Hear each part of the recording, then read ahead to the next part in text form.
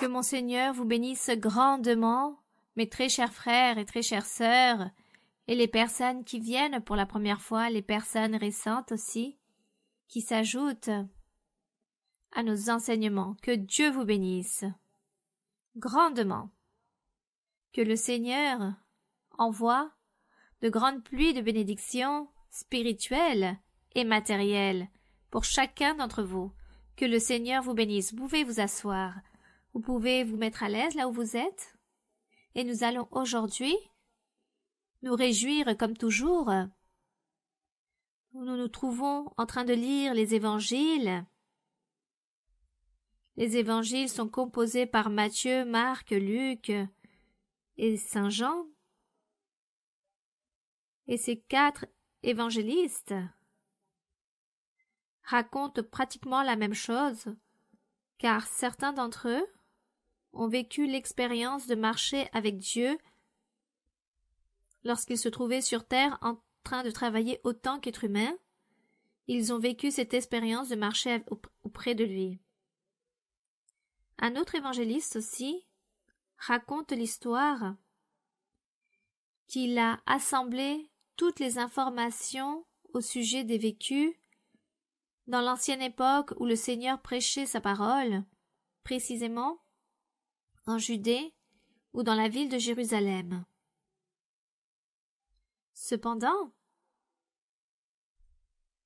ce qu'il a rassemblé comme information des témoignages de toutes les personnes qui ont vécu tous ces moments, qui ont écouté le Seigneur, qui l'ont vu, tout cela raconte la même chose, ont tous un même sens, un même sujet, ont vécu la même situation, c'est juste qu'ils le racontent avec des paroles et des expressions différentes. Mais nous, pour pouvoir apprendre les choses du Seigneur, afin que la parole de Dieu arrive chaque jour au plus profond de notre cœur, nous sommes en train de lire, nous allons lire livre après livre, et lorsque nous allons nous retrouver avec l'autre évangéliste, il y aura sûrement une répétition de ce que nous avons déjà lu, mais ce n'est point grave. Au contraire, car le Saint-Esprit tous les jours nous rappelle les choses, que nous devons lire la Bible une et plusieurs fois. Et toujours, il nous répète qu'il faut lire la Bible. Alors, nous allons jamais nous lasser de lire la Bible, et toujours nous allons trouver de choses nouvelles, des choses différentes, car le Seigneur ou le Saint-Esprit se trouve là pour nous révéler les choses, pour nous montrer son chemin, sa voie. Donc nous rendons grâce au Seigneur pour cette grande bénédiction, pour ce grand privilège, que nous soyons devant la présence de notre Dieu, devant la présence d'un Dieu vivant et puissant. Nous allons donc aujourd'hui continuer dans la lecture ici dans Matthieu. Aujourd'hui, nous allons lire le chapitre 6 de Matthieu.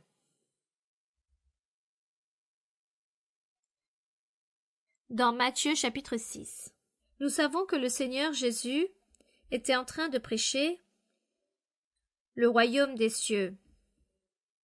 Mais en quoi consistait ce royaume des cieux?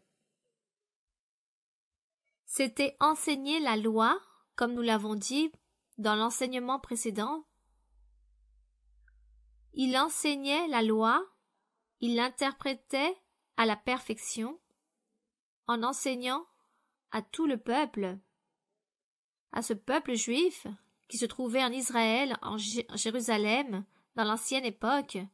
Il leur enseignait et leur expliquait qu'est-ce que Dieu a donné dans la loi de Moïse, comment ont été ses commandements et tous les autres décrets, ordonnances, statuts que le Seigneur a donnés à Moïse et que le peuple n'avait pas compris, et certaines personnes ont mal interprété les choses et d'autres n'ont pas accompli ou observé la parole du Seigneur. C'est pourquoi le Seigneur, lorsqu'il est venu, il dit qu'il est venu pour accomplir la loi, pour enseigner la loi, pour l'accomplir, mais aussi pour l'annuler, car allait commencer la nouvelle méthode de salut, qui étaient les bonnes nouvelles de salut ou l'évangile du Seigneur Jésus-Christ.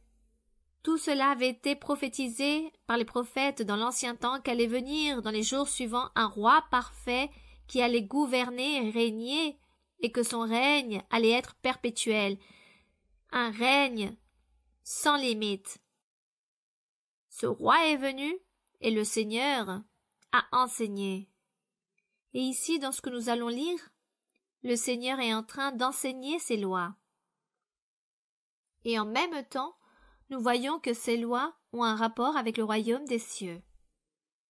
Notre Dieu, dans l'ancien temps qui a parlé à Moïse, il a dit « Tout celui qui observe mes commandements que j'ai envoyés à travers la bouche de Moïse, tout celui qui accomplit mon commandement obtiendra la vie, héritera de la vie éternelle. »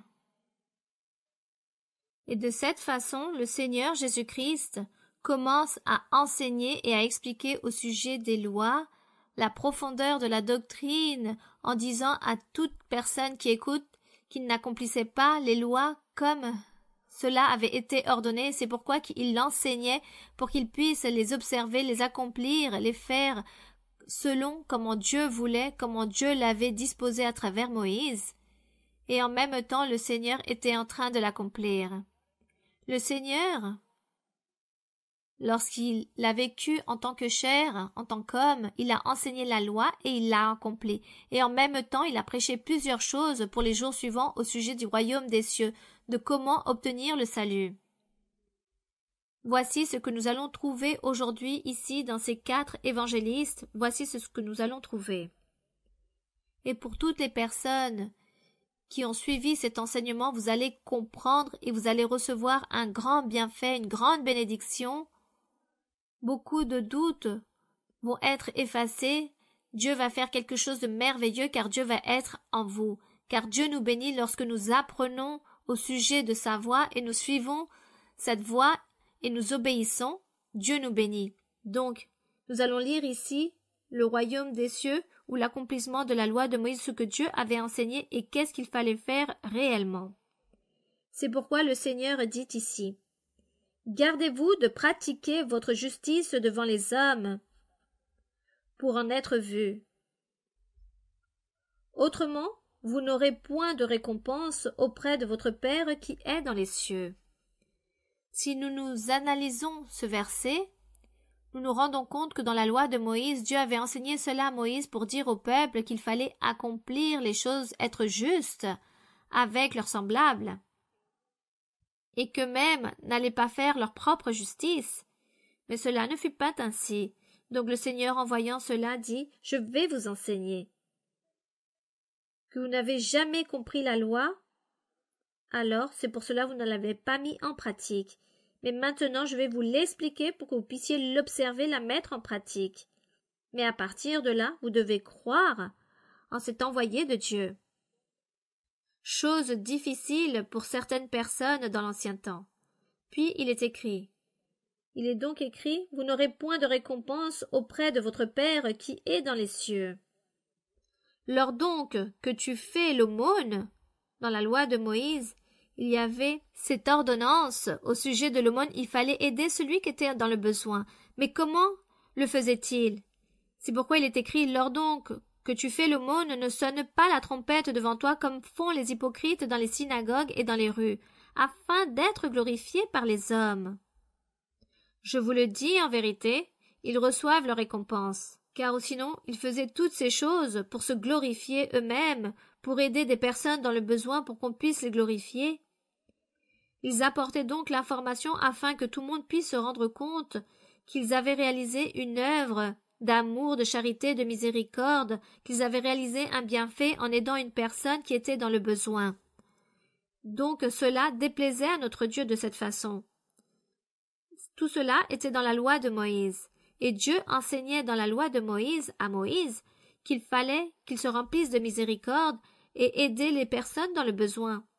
Mais regardez comment il le faisait. Il sonnait la trompette pour que tout le monde puisse se rendre compte et qu'on puisse ainsi les glorifier. Le Seigneur disait, cela ne doit pas se faire de la sorte. C'est pourquoi il est écrit dans le verset 3, « Quand tu fais l'aumône, que ta main gauche ne sache pas ce que fait ta droite. » C'est-à-dire que personne doit s'en rendre compte. Afin que ton aumône se fasse en secret, et ton Père qui voit dans le secret te le rendra. Voici ce que disait la loi de Moïse. Personne ne l'avait accompli de la sorte, et ici le Seigneur était en train de l'enseigner. Mais tous ces enseignements ont été ôtés? Non, elles n'ont pas été ôtées. Elles n'ont pas été annulées. Tout cela continue dans l'évangile du Seigneur Jésus-Christ. Tout cela continue dans l'évangile où le Saint-Esprit nous enseigne à être miséricordieux, à aider les personnes dans le besoin. Amen. Voici ce que nous enseigne la parole du Seigneur. C'est pourquoi je veux que nous puissions comprendre que le Seigneur Jésus-Christ, lorsqu'il a commencé à parler et à enseigner, nous voyons de quelle façon il enseignait la loi, de quelle façon il l'expliquait, et aussi il la mettait en pratique. Et à la fin, c'est ce que nous allons lire plus loin au sujet des évangiles, des évangélistes, lorsqu'il y eut la crucifixion où le Seigneur a dit au Père « Tout est accompli. J'ai fait tout ce que les personnes n'ont pas pu réaliser, je l'ai accompli. Tout est consumé. Je peux partir. » Cela s'est produit ainsi. C'est l'Évangile et c'est la parole de notre Seigneur. C'est pourquoi nous sommes ici, nous croyons en ce Dieu Tout-Puissant et nous lui rendons grâce pour nous enseigner sa voie, et nous sommes en train de marcher dans ce sentier de Dieu et nous sommes très heureux. Nous rendons grâce au Seigneur. Ici, dans le verset 5, il est écrit « Lorsque vous priez, ne soyez pas comme les hypocrites, car ils aiment prier debout dans les synagogues et au coin des rues pour être vus des hommes. Je vous le dis en vérité, par le fait de faire tout cela par orgueil, ils reçoivent leur récompense. Dieu n'écoute pas la prière.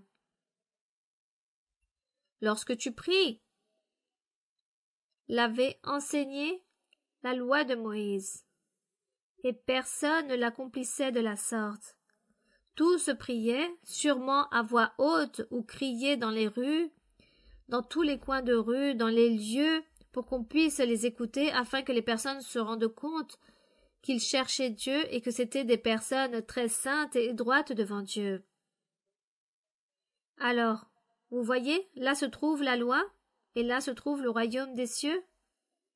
Ce chemin que nous, aujourd'hui, nous sommes en train de suivre. Gloire au Seigneur. En priant, ne multiplie pas de vaines paroles. Il est écrit dans le verset 7, comme les païens qui s'imaginent qu'à force de paroles, ils seront exaucés. Donc il semblerait qu'anciennement, ils utilisaient certaines prières qu'ils avaient appris par cœur. Ils enseignaient à leurs enfants, et leurs enfants à leurs enfants, et ainsi successivement, ils leur enseignaient un répertoire de paroles qu'ils devaient apprendre par cœur, et les personnes apprenaient cela par cœur et commençaient à prier, à répéter toutes ces paroles. Ils les disaient de manière mécanique de ce qu'ils avaient déjà appris par cœur. Donc ils les disaient mécaniquement. Ils priaient en parlant toutes ces vaines paroles, mais leur pensée était autre part, leur cœur autre part, et ne pensaient même pas ni méditaient en ce qu'ils étaient en train de dire ou exprimer. Et le Seigneur critiquait toutes ces choses, d'utiliser ces vaines paroles, toutes ces répétitions dans la prière. C'est pourquoi la prière, c'est parler avec Dieu. Et lorsque vous devez parler avec un ami ou avec un proche, vous devez raconter quelque chose, vous devez tout d'abord réfléchir ce que vous allez raconter à cette personne. Vous devez vous concentrer en ce que vous êtes en train de dire. Et vous parlez à la personne, vous commencez à leur parler de toutes vos difficultés ou vous demandez un service. Le sujet que vous allez parler, que ça soit avec votre proche ou pas, vous réfléchissez toujours avant de parler. Eh bien, la prière avec Dieu, c'est de la même façon. Parler avec Dieu, c'est que vous réfléchissez, que vous puissiez vous concentrer en ce que vous allez dire à notre Dieu. Mais ce n'est pas parler en multipliant de vaines paroles et dire au Seigneur, par exemple, Saint, Saint, Saint, Saint, et en train de penser, ah, j'ai oublié d'éteindre le four, tout va être brûlé, ou le fer à repasser est resté allumé, ou j'ai oublié de sortir les vêtements du lave-linge. Bon, en étant occupé, mais vos pensées ainsi, et en train de dire à la fois Saint, Saint, Saint, ce n'est pas une prière que nous dédions au Seigneur. Ce que vous avez besoin, ce que vous voulez dire au sujet de votre vie, ce que vous êtes en train de vivre, les moments difficiles, votre maladie, les problèmes, les menaces, les enlèvements. Que vous arrive-t-il? Tout cela, vous le racontez au Seigneur et vous dites, Seigneur, aide-moi, il est en train de m'arriver ceci, cela. Seigneur, je veux que tu puisses exaucer mes vœux, je veux ceci, cela, donne-moi un emploi, donne-moi une somme d'argent car je veux profiter de ceci ou cela, je veux réaliser un voyage, je veux aller à la plage, je veux connaître la mer. Il y a des personnes qui ne connaissent pas la mer. Je veux connaître l'océan. Alors vous dites, Seigneur, je veux connaître la mer. Il s'agit d'une prière, c'est parler avec Dieu. Lorsque nous allons louer pour glorifier notre Dieu, pour l'honorer avec des paroles de louange, c'est encore différent, car là nous pouvons répéter des paroles de louange, et nous pouvons dire beaucoup de paroles de louange au Seigneur. Nous pouvons l'exalter de diverses façons. Donc, nous devons penser quel répertoire j'ai de vocabulaire de louange pour dire au Seigneur, Seigneur, tu as créé la mer. Lorsque je vais, je contemple la mer, je vois ta grandeur, regarde ces montagnes, regarde les arbres, comment ils sont faits, regarde ces merveilleux volcans. Tout ce que vous voyez par rapport à la nature, vous dites au Seigneur ce que vous avez vu, ce que vous avez connu. Seigneur, j'admire ce que tu fais, comment tu donnes la médecine à l'homme, l'intelligence pour créer tellement de choses, des choses énormes dans le monde, des merveilles dans le monde. Il s'agit de paroles de louange à notre Dieu, que nous pouvons aussi et que nous devons réfléchir et penser à ces belles paroles que nous allons dire et répéter au Seigneur, et nous pouvons là répéter les mêmes mots, mais en les pensant et en étant concentrés en ces paroles, et dire que la louange soit à ton nom, que ton nom soit glorifié, que ton nom soit élevé. Toi qui te trouves à la droite dans le ciel, là-bas se trouve ton trône, et répéter cela n'a rien à voir. Vous pouvez le faire, ainsi est la louange au Seigneur, mais la prière, c'est parler à Dieu, au sujet de vos problèmes, de vos besoins, des demandes que vous avez ou les souhaits que vous avez. C'est pourquoi le Seigneur disait ici qu'il réalisait de vaines paroles qu'il répétait mécaniquement, et tout le monde disait la même chose, répétait les mêmes choses parce qu'ils les avaient appris par cœur et tout le monde disait exactement la même chose. Les personnes parlaient, mais leurs pensées étaient très loin de Dieu. Et ici, dans le verset 8, il est écrit « Ne leur ressemblez pas, car votre Père… » Ici, il critiquait le Seigneur, les païens, car il disait « Car votre Père sait de quoi vous avez besoin, avant que vous lui demandiez. Voici donc comment vous devez prier. » Et c'est lorsque le Seigneur commence à établir une prière, un exemple de comment prier, afin que les personnes qui accomplissaient la loi de Moïse puissent le faire ainsi, prier réellement, pour qu'ils puissent prier notre Dieu. De cette façon, avec ce modèle de prière qu'il a laissé, vous prierez de la sorte. Et il leur dit, Notre Père, qui es aux cieux, que ton nom soit sanctifié. Mais je voudrais ici ajouter à ce verset. Ici, dans le psaume, allons au livre des psaumes. Sans perdre la lecture de Matthieu 6, allons ici dans le livre des psaumes, ce que raconte ici que notre Dieu se trouve dans les cieux. Lorsqu'il est écrit « Notre Père, toi qui es dans les cieux », et nous allons renforcer ici dans les psaumes, car c'est merveilleux de lire ici les psaumes, dans le psaume 11, verset 4. Dans le psaume 11, verset 4, très rapidement, mes frères et sœurs, nous cherchez très rapidement le psaume chapitre 11, verset 4. Où il est écrit, ce psaume, il s'agit d'un psaume de louange à notre Dieu. C'est un psaume qui loue le Seigneur pour sa grandeur.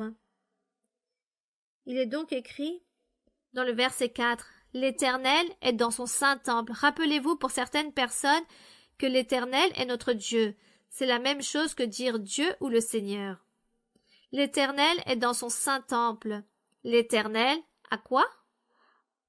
A son trône dans les cieux. Dans les cieux, il a donc son trône, ses yeux regardent Lisez, ses paupières sondent les fils de l'homme.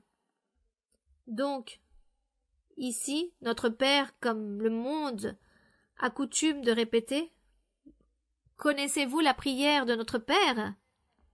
Ce n'était pas tant une prière pour répéter les mots à tout instant, comme cette expression qui existe dans mon pays, de répéter comme des perroquets, car les perroquets répètent ce que disent les êtres humains. C'était juste un modèle pour que nous puissions de là prendre les mots de comment nous exprimer devant Dieu. Donc l'Éternel, dans les cieux, à son trône, et dans le psaume 102, regardons ce qui est écrit dans le psaume 102 très rapidement, mes frères et sœurs. Psaume 102, 19, il est écrit. Bon, je vois que vous n'avez pas trouvé. J'écoute et j'entends les feuilles. Psaume 102, verset 19. Qu'est-ce qu'il est écrit? Car il regarde du lieu élevé, l'Éternel a regardé du haut des cieux la terre. Donc ce modèle de prière que le Seigneur Jésus-Christ a enseigné au peuple, car tout cela se trouve à l'intérieur de la loi de Moïse, tous ces enseignements c'était pour que les personnes, les serviteurs de la loi de Moïse puissent l'accomplir. Ici nous sommes en train de renforcer avec les psaumes, il est écrit: l'Éternel regarde du lieu élevé de sa sainteté, du haut des cieux l'Éternel regarde sur la terre, et dans le psaume 115, très rapidement, il est écrit dans le verset 16. Psaume 115, verset 16, il est écrit: les cieux sont les cieux de l'Éternel, mais il a donné la terre au Fils de l'homme. Que la gloire soit pour notre Dieu. Allons maintenant de nouveau à Matthieu. Donc ici dans Matthieu, le Seigneur leur dit: vous ne savez pas prier, vous devez prier de cette façon. Je vous donne un exemple. Voici ce que disait le Seigneur: notre Père qui est aux cieux. Nous savons qu'il est exactement bien dans les cieux. Dans les cieux, il y a son trône, sa demeure. Où se trouvent les cieux, nous ne le savons pas. Peut-être c'est plus proche que de ce que nous le pensons. Et dans le verset 10, il est écrit, dans la prière que nous sommes en train de lire, n'est-ce pas, de ce que les personnes ou le monde appellent notre Père. Mais nous n'allons pas dire notre Père. Nous sommes en train de dire qu'il s'agit d'une prière, d'un modèle que Dieu nous a laissé pour que nous puissions apprendre à prier. Dans le verset 10, continue le reste de la prière. Que ton règne vienne. Pourquoi le Seigneur Jésus enseignait au peuple ancien que dans la prière, il fallait dire au Seigneur que ton règne vienne? Qu'est-ce que cela signifie, que ton règne vienne? Que le règne se trouvait là ou pas? Il ne se trouvait pas encore là. Pour ces personnes, pour ces Juifs, pour ce peuple d'Israël, le règne n'était pas là, ce règne parfait que Dieu avait promis à travers les prophètes dans l'ancien temps. Ésaïe, Jérémie, Ézéchiel, il a toujours nommé ces prophètes, les prophètes où il y a plus de livres, plus d'écrits. Donc lorsque le Seigneur leur dit « que ton règne vienne », sachant que le Seigneur Jésus était le roi, qu'il se trouvait déjà sur terre, mais le Seigneur Jésus ne pouvait pas s'identifier, il ne pouvait pas leur dire « regardez, je suis le roi, je suis donc le roi et je suis déjà en train de régner ». Il ne pouvait pas dire cela, car le Seigneur devait tout d'abord enseigner la loi, l'expliquer, l'accomplir, et ensuite l'annuler à travers sa mort. Donc, il ne pouvait pas dire « je suis le roi ». Il ne pouvait pas s'identifier de cette façon, mais il leur enseignait la loi, car il n'accomplissait pas la loi comme Dieu le voulait. C'est pourquoi il leur dit ici, dans cette prière, que ton règne vienne. Aujourd'hui, dans l'actualité, dans le moment que nous vivons, nous ne pouvons plus dire que ton règne vienne. Nous ne pouvons plus dire cela. Mon Père, toi qui es dans les cieux, que ton nom soit sanctifié, que vienne ton règne, non, car le règne est déjà là, depuis plus de 2000 ans et encore. Ce règne est là. Avec la mort du Seigneur et sa résurrection a commencé ce règne, le règne de l'envoyé de Dieu. Donc, regardez que dans cette prière, il y a quelque chose que nous, aujourd'hui, nous devons supprimer. Lorsqu'il est écrit que ton règne vienne, nous ne pouvons plus le dire, mais nous pouvons dire oui, tu te trouves dans les cieux, là se trouve ta demeure, ton trône, tu regardes les hommes depuis là-bas, car tu sais tout, tu vois tout. Ainsi pourrait être notre prière. Et la prière ici continue lorsqu'il leur enseigne en disant que ta volonté soit faite sur la terre comme au ciel. Tous les anges, car il y a des milliards d'anges et d'êtres vivants que Dieu a avec lui à ses côtés et que tous font la volonté de Dieu. Que ta volonté soit faite sur la terre comme au ciel, que tous font ta volonté, ici aussi les êtres humains sur la terre, qu'ils fassent ta volonté. Que tous s'humilient devant toi et t'obéissent. Amen. Ainsi est la prière. Ici, au sujet du règne, nous allons lire un peu dans les psaumes. Dans le psaume 45, sans perdre la page de Matthieu 6, dans le psaume 45, bien sûr, il y a plusieurs passages des psaumes où il est écrit au sujet des règnes, du règne de notre Seigneur Jésus-Christ, mais je vais lire juste ici 2 versets. Psaume 45, du verset 1 au 6, il est écrit. Vous avez trouvé la page? Il est écrit. Des paroles pleines de charme bouillonnent dans mon cœur, je dis mon œuvre est pour le roi, que ma langue soit comme la plume d'un habile écrivain. Tu es le plus beau des fils de l'homme. À qui il disait que c'était le plus beau des fils de l'homme? À qui? Au Seigneur Jésus-Christ, car il est le roi, c'est le roi. C'était le roi pour les jours suivants de ce psaume.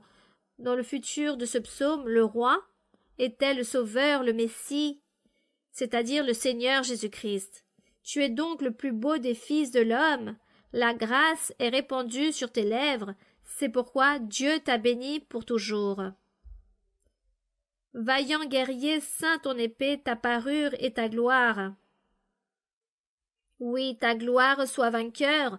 Monte sur ton char, défends la vérité, la douceur et la justice, et que ta droite se signale par de merveilleux exploits. Tes flèches sont aiguës. Des peuples tomberont sous toi. Pourquoi? Car c'était le roi. Elles perceront le cœur des ennemis du roi. Ton trône, ô Dieu, ton trône, ô Dieu, est à toujours. Le sceptre de ton règne est un sceptre de quoi? D'équité de ton règne. Gloire à notre Dieu. En parlant ici de ce psaume du Seigneur Jésus-Christ, du jour suivant de ce roi parfait, et nous sommes en train de parler maintenant de ce roi parfait, de ce règne parfait, et ici dans le psaume 145, allons très rapidement au psaume 145, où il est écrit, nous allons lire à partir du verset 10 au 13, psaume 145 du verset 10 au 13, il est écrit. Toutes tes œuvres te loueront, ô Éternel, et tes fidèles te béniront. Ils diront la gloire de ton règne, et ils proclameront ta puissance, pour faire connaître aux fils de l'homme ou à l'humanité ta puissance et ta splendeur glorieuse de ton règne. Ton règne est un règne de tous les siècles, et ta domination subsiste dans tous les âges. Gloire à mon Dieu, louange au Seigneur. Il est notre roi. Il s'agit de notre roi. Nous rendons grâce à notre Dieu, que nous avons un Dieu vivant, nous avons un Dieu puissant, il se manifeste dans nos vies, et nous sommes ici chaque jour encore plus séduits par lui. Béni soit son nom. Il s'agit de ce roi parfait. Allons de nouveau au livre de Matthieu. C'est pourquoi le Seigneur ici, lorsqu'il enseigne au peuple de prier, il leur dit « Vous devez dire au Père que ton règne vienne, que ta volonté soit faite sur la terre comme au ciel. » Ainsi était cette prière. Pour nous, aujourd'hui, nous allons plus dire au Père qu'il vienne avec son règne, car son règne est déjà là. Depuis le jour où le Seigneur est monté au ciel, il a commencé à régner. Son règne n'appartient pas à ce monde. Il s'agit d'un règne spirituel. Mais il nous gouverne, il nous dirige. Il a laissé le Saint-Esprit pour que le Saint-Esprit nous enseigne, nous réprimande, nous guide, nous oriente, afin qu'il nous console et qu'il nous donne la conviction, la sûreté de la présence de Dieu. Sans le Saint-Esprit, nous ne croirons pas en Dieu. Quel serait le signe?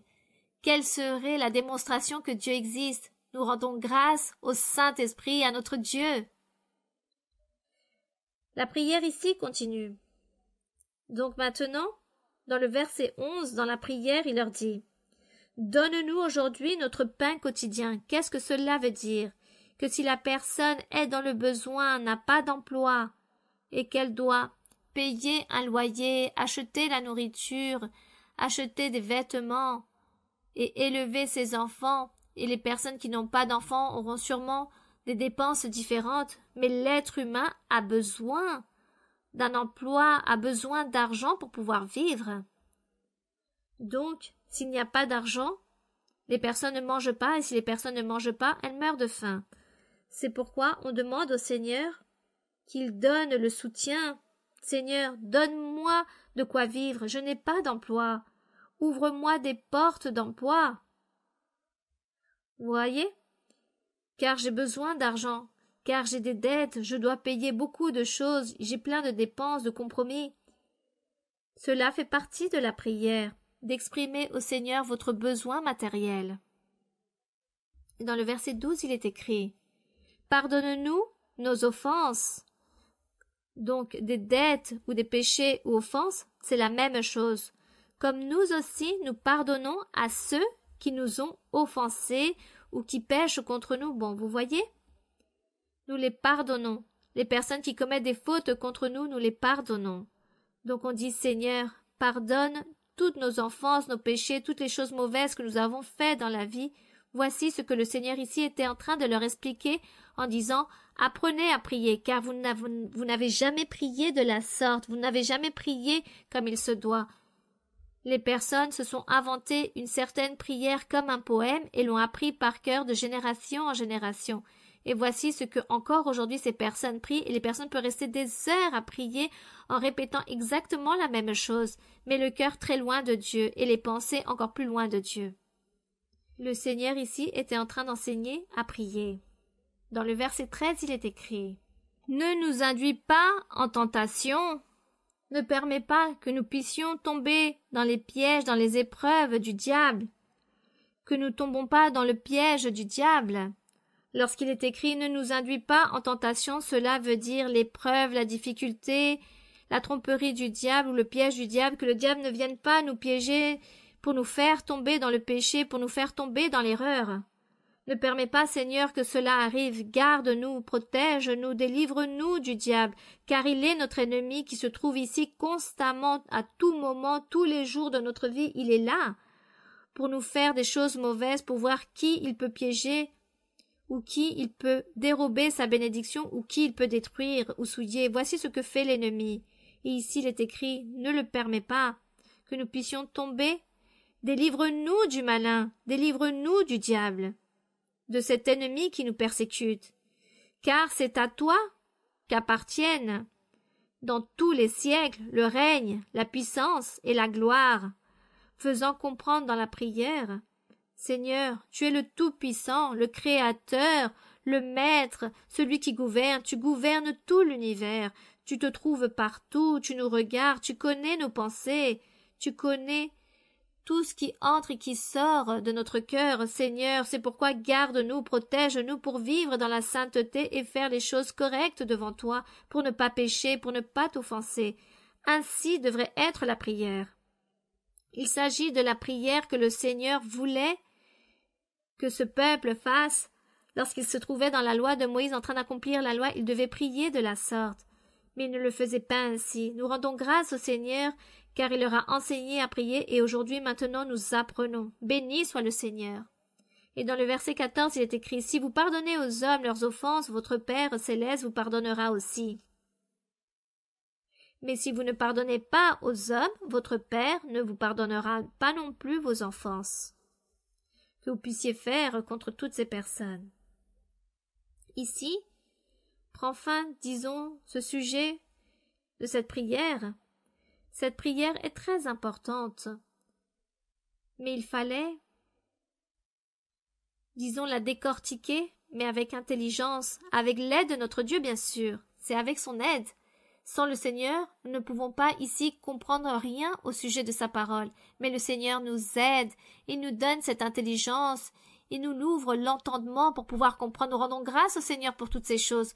Nous devons donc pratiquer. Nous avons appris aujourd'hui au sujet de la prière. Dans le verset 16, le Seigneur commence à apprendre aussi au sujet du jeûne. Qui étaient les personnes qui jeûnaient? Les personnes jeûnaient, le peuple d'Israël jeûnait.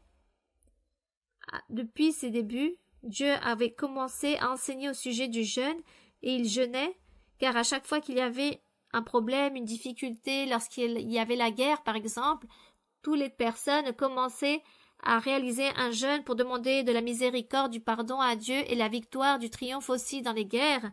Donc les personnes réalisaient un jeûne. Le jeûne, le Seigneur Jésus a dit que le peuple ne jeûnait pas comme il l'avait ordonné, comment Dieu l'avait ordonné à travers Moïse. C'est pourquoi ici le Seigneur leur dit, il dit aux Juifs, « Lorsque vous jeûnez, ne prenez pas un air triste, comme les hypocrites. » Et pourquoi parlait-il d'hypocrites? Car c'étaient des personnes qui se faisaient passer par des personnes austères, c'est-à-dire des personnes qui obéissent à des règles sévères. Il s'agit d'une personne austère, qui est stricte, qui est très sévère dans ses principes et ne cède à aucun moment. C'est pourquoi il leur dit, il y avait dans le jeûne certaines règles à accomplir et qui devaient, par exemple, certains devaient se vêtir de noir, d'habits noirs, et d'autres fois, les personnes ne se lavaient pas, car ils devaient donner une apparence d'avoir un air triste, parce que ces personnes n'avaient pas mangé durant toute la journée, alors ces personnes devaient prendre un air triste et démontrer aux personnes qu'ils étaient en train de jeûner ou qu'ils avaient jeûné, et c'est pour cela qu'ils avaient un air très triste pour démontrer aux personnes « Moi, je réalise un jeûne, je suis là en train de faire les choses pour Dieu », et leur visage était tout défait, disons comme un orgueil ou une vanité en train de démontrer qu'ils étaient en train de jeûner. Donc, ils jeûnaient, ils ne mangeaient pas, car ils réalisaient juste certaines règles au sujet du jeûne, mais ne faisaient pas les choses avec leur cœur. Car dans le cœur de ces personnes qui faisaient ce genre de jeûne de cette façon, mais comment? Nous allons lire comment ils réalisaient ce jeûne. Lorsque vous jeûnez, ne prenez pas un air triste comme les hypocrites, qui se rendent le visage tout défait pour montrer aux hommes qu'ils jeûnent. Je vous le dis en vérité, ils reçoivent leur récompense, c'est-à-dire absolument rien. Dieu ne leur donne absolument rien et se déplaît de ce jeûne. Mais quand tu jeûnes, parfume ta tête et lave ton visage. Tandis que eux, ils faisaient tout le contraire. Ils ne lavaient pas leur visage, ils ne faisaient rien, mais au contraire, ils voulaient donner une apparence qu'ils étaient tout défaits à cause de ne pas manger. Verset 18. Afin de ne pas montrer aux hommes que tu jeûnes, mais à ton Père qui est là dans les lieux secrets, et ton Père qui voit dans le secret te le rendra. Ainsi était cette règle du jeûne pour les Juifs. Par ailleurs, je vous conseille aussi, si vous avez un moment, de lire Ésaïe 58. Il me semble c'est le chapitre 58, où on parle du véritable jeûne. Bien. Bon, les frères et sœurs lecteurs de la Bible, vous m'aiderez. Il me semble que c'est dans Ésaïe 58 où on parle du véritable jeûne, où on dit que le véritable jeûne, c'est que réellement les personnes aient un cœur pur, que les personnes se remplissent de miséricorde, de bonté, de paisibilité et rassemblent tous les bienfaits moraux, toutes ces vertus, toutes ces règles morales et vertus. Les personnes puissent les avoir dans leur cœur et ensuite les personnes puissent commencer ainsi à réaliser leur jeûne, c'est-à-dire de s'abstenir de manger durant toute la journée, car un jeûne, c'est toute une journée sans manger, mais il y avait des personnes, sûrement où il y a des personnes, durant toute une journée qui ne mangent pas ou qui sont toute la journée sans manger, mais dans la soirée, les personnes commencent à manger et le lendemain, ainsi de suite. Voici ce que font certaines personnes. D'autres restent toute une journée sans rien manger jusqu'au lendemain et les personnes commencent à manger quelque chose. Mais l'important, c'est ce qui se trouve dans ce cœur. Et les personnes ne jeûnaient pas correctement. C'est pourquoi le Seigneur Jésus leur enseignait au sujet du jeûne aux Juifs. Car dans l'évangile du royaume des cieux, dans l'évangile du Seigneur Jésus-Christ, le Seigneur ne nous envoie pas à réaliser des jeûnes. Pourquoi? Car le Seigneur a établi plutôt dans notre cœur des règles morales, des qualités et des vertus. Il a établi les fruits du Saint-Esprit et voici ce que nous devons garder dans notre cœur.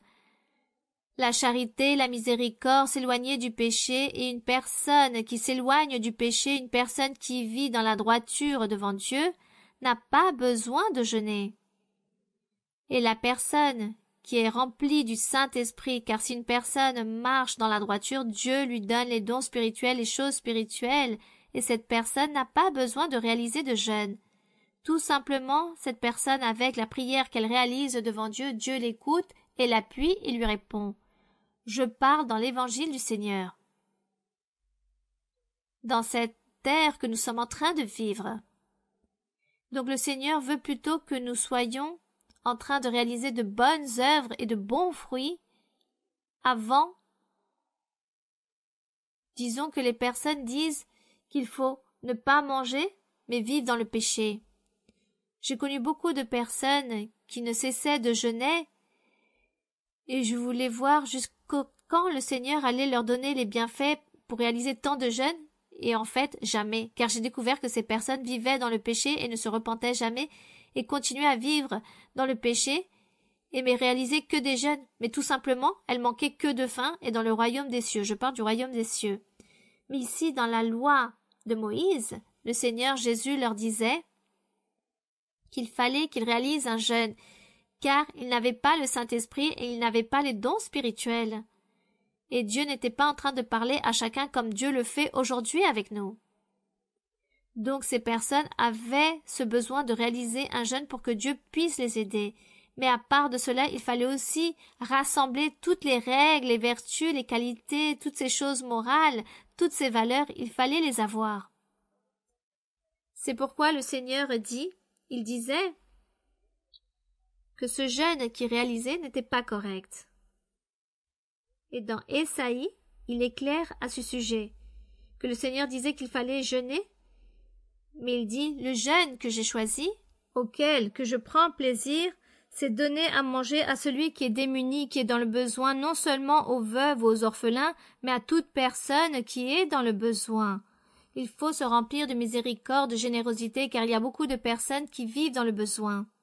Mais aussi être rempli de bonté, ne pas avoir de haine ou de rancune dans son cœur. Il s'agit de toutes ces choses que nous devons accomplir, et anciennement, Dieu avait exigé que le peuple devait accomplir toutes ces choses, car tout cela se trouve dans Ésaïe 58 au sujet du vrai jeûne. C'était réaliser de bonnes œuvres, porter de bons fruits, avant que la personne ne cesse de manger et qui a un visage démuni et qui souille ses vêtements, non. Voici l'enseignement par rapport au jeûne. Aujourd'hui, si quelqu'un veut réaliser un jeûne, la personne peut le faire, on ne va pas lui interdire.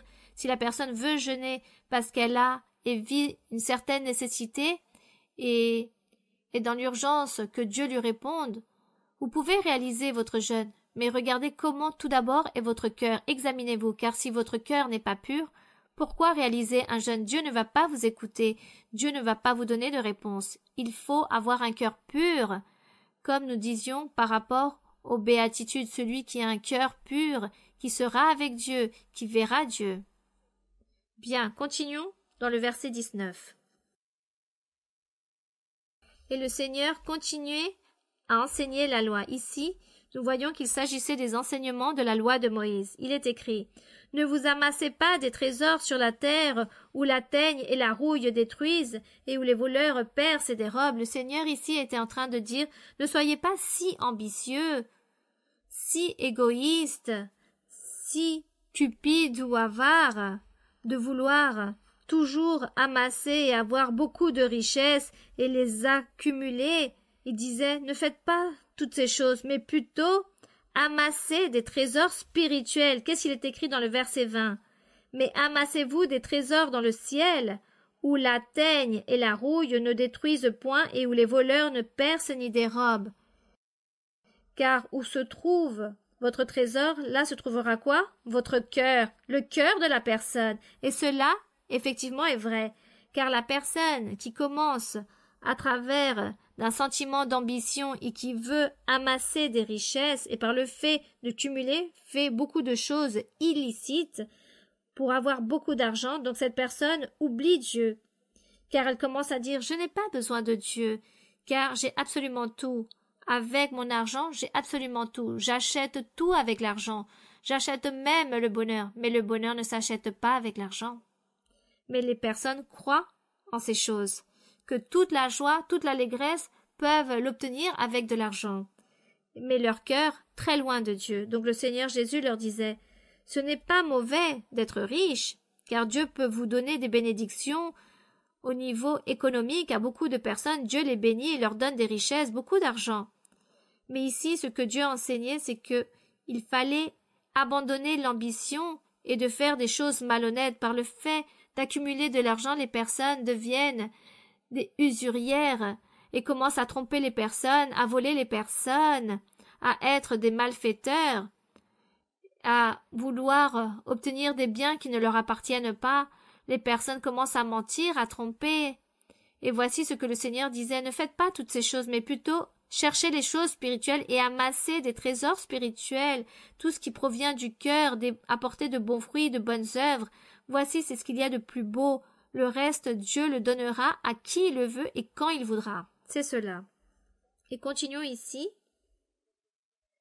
Car il dit, là où se trouve ton trésor, se trouve aussi ton cœur. Et plus loin dans les épîtres des apôtres, il y a un apôtre qui raconte que c'est très difficile qu'entre un riche dans le royaume des cieux. C'est très difficile qu'un homme riche entre dans le royaume des cieux, et cela est vrai. Car, à cause de leur richesse, les personnes ont leurs compromis sociaux et doivent se trouver avec les personnes de haut rang, avec les personnes aristocrates, avec les personnes les plus riches, et doivent toujours se trouver dans toutes ces réunions, à se rassembler avec eux, sinon quelle honte pour eux. Ce serait très humiliant de savoir qu'ils aillent à une église, qu'ils sont en train de lire la Bible ou qu'ils sont en train de chercher Dieu. Donc, ils disent, les gens vont se moquer de nous, mes amitiés, mes proches, tous vont se moquer, vont rire de moi, alors je ne vais pas aller à l'église. J'aime l'église, je sais que Dieu se manifeste, je sais que Dieu se trouve là-bas, mais je ne peux pas y aller, car que vont penser ma société, ma manière de vivre? Voici ce que font beaucoup de personnes, et c'est pourquoi le Seigneur disait, c'est très difficile qu'un riche rentre dans le royaume des cieux, car où se trouve son trésor, sa richesse se trouve le cœur de ces personnes, et cela est très triste. Que Dieu nous garde et nous protège de toutes ces choses. Dans le verset 22, il est écrit, le Seigneur continue à enseigner, l'œil est la lampe du corps. Une lampe, à quoi sert une lampe? Pour éclairer, n'est-ce pas? Donc ce que nous sommes en train de voir ici, c'est au sujet des lampes, de la lumière.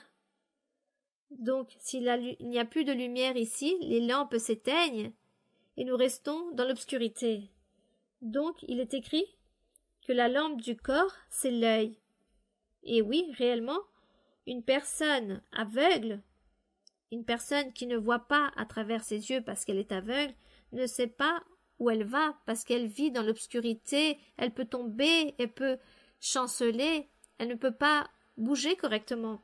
Donc c'est pourquoi il est écrit l'œil est la lampe de ton corps. Si ton œil est en bon état, tout ton corps sera éclairé. En parlant, en faisant référence du bon témoignage d'un homme ou d'une femme, qu'est-ce qu'il y a dans votre cœur? Dieu demeure-t-il dans votre cœur? Ou demeure le péché, la méchanceté dans votre cœur? Donc, qu'êtes-vous? Vous êtes des ténèbres, de l'obscurité pour vous-même? Si vous êtes dans un état de péché, alors votre cœur est dans le péché. Mais si votre lampe, votre œil est en bon état, vous voyez correctement, alors vous êtes en train d'éclairer votre corps, donc vous vivez correctement la vie avec notre Dieu. Voici ce qu'il parlait ici à ces sujets. Mais si ton œil est en mauvais état, tout ton corps sera dans les ténèbres. Donc si la lumière qui est en toi est ténèbres, combien seront grandes ces ténèbres?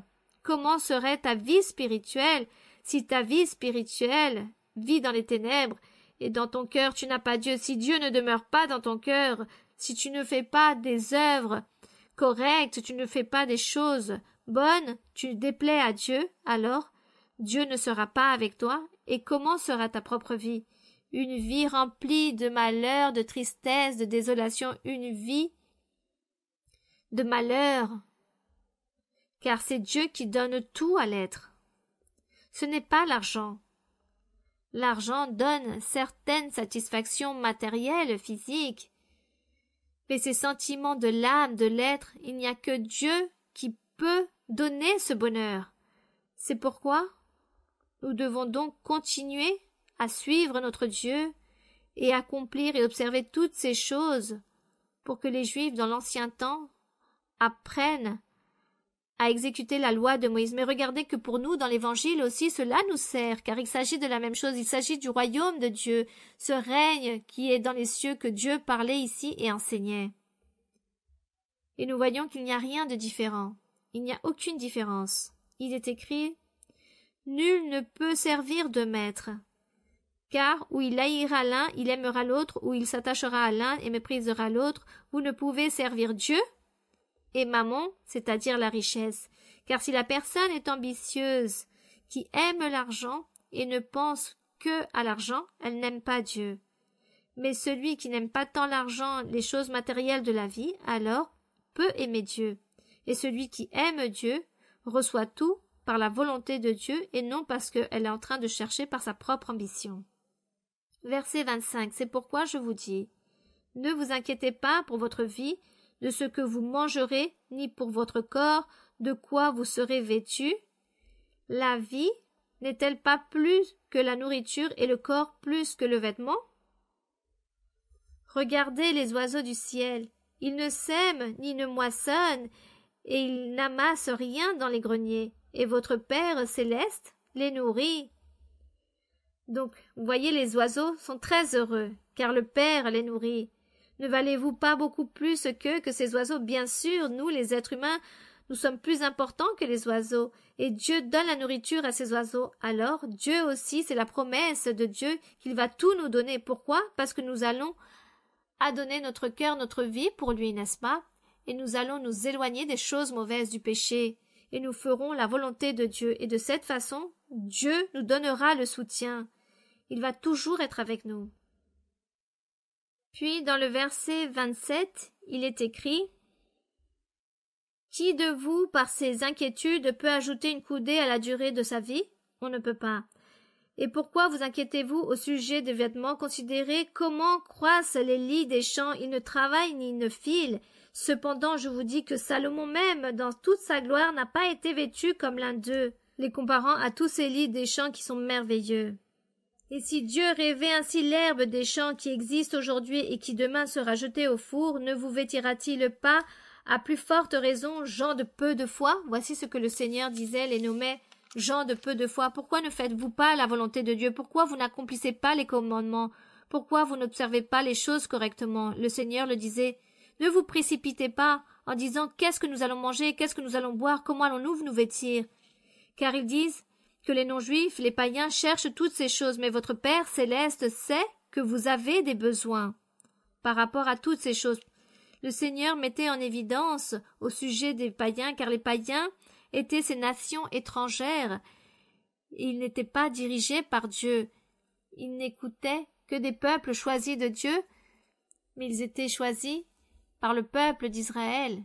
Et c'est pourquoi le Seigneur se dirigeait aux Israélites, aux Juifs particulièrement, en leur disant « Les païens cherchent toutes les choses matérielles, mais vous, Dieu veut la meilleure chose pour vous, car il vous a choisi comme son propre peuple. Alors pourquoi êtes-vous obstinés, non-croyants, malhonnêtes, et ne voulez-vous pas accomplir et faire la volonté du Seigneur ?» Voici ce que le Seigneur Jésus-Christ disait et soulignait, et les leur faisait un rappel à l'ordre. Et dans le verset 33, il est écrit « Cherchez donc premièrement le royaume et la justice de Dieu, et toutes ces choses vous seront données par-dessus. » C'est-à-dire, c'était pour la loi, c'était pour ceux qui accomplissaient la loi, mais aussi aujourd'hui, nous pouvons réjouir de toutes ces choses, car le Saint-Esprit aussi nous dit beaucoup de fois que nous devons chercher les choses spirituelles.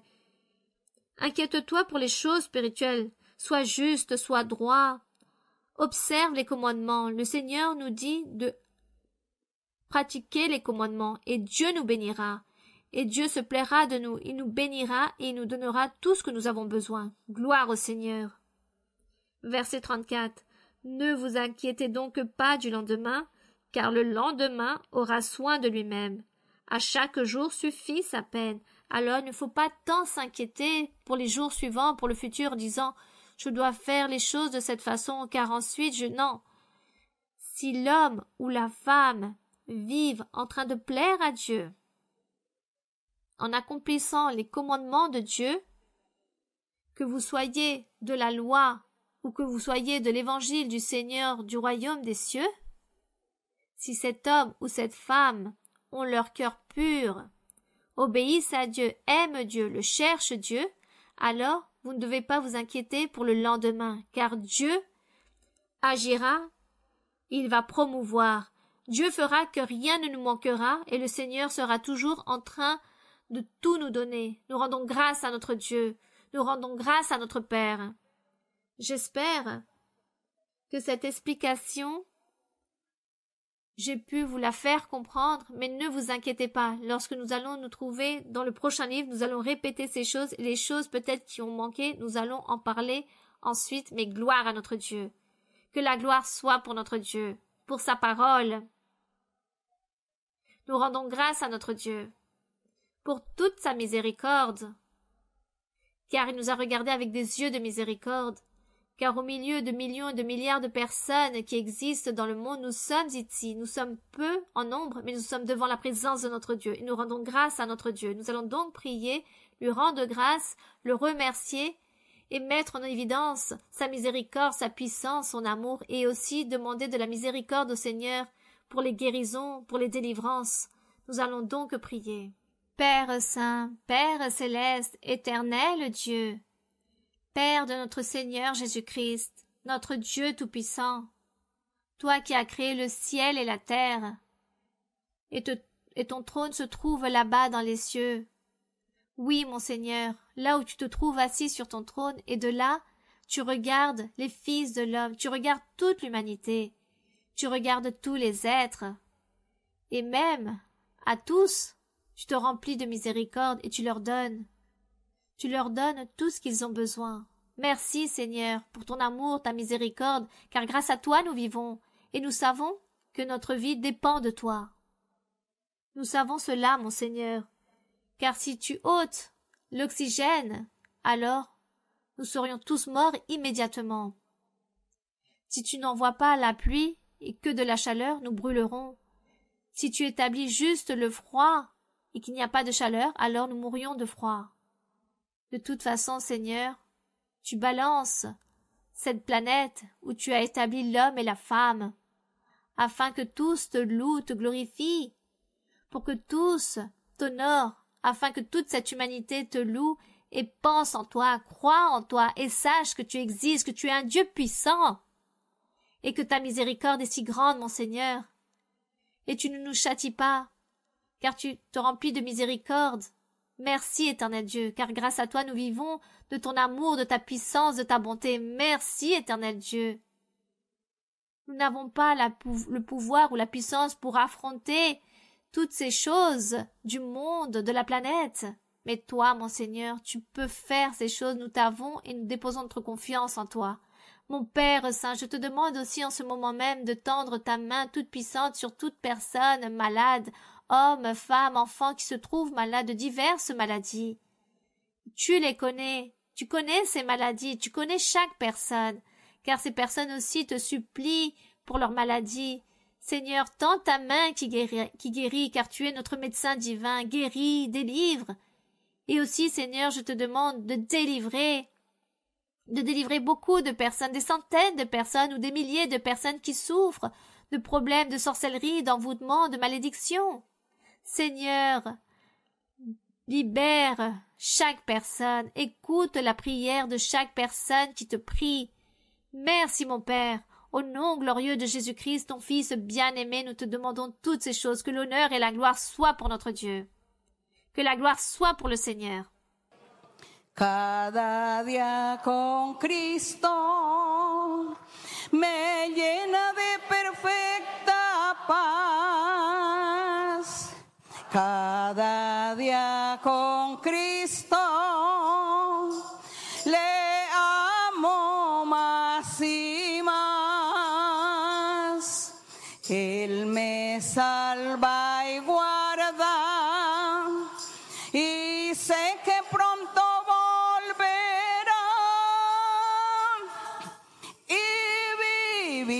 con Cristo, más dulce cada día será. Cada día con Cristo me llena de perfecta paz. Cada día con Cristo le amo más y más. Él me salva y guarda y sé que pronto volverá y vivir con Cristo más dulce cada día será. Que la gloire soit pour mon Seigneur. Nous rendons grâce au Seigneur Tout-Puissant. Merci beaucoup, mes très chers frères et très chères sœurs. Que le Seigneur vous bénisse. Je vous embrasse fortement et pour les enfants, le bisou comme toujours. Que Dieu vous bénisse. Merci beaucoup et aussi aux frères et sœurs ici, que Dieu vous bénisse. À très bientôt. Merci.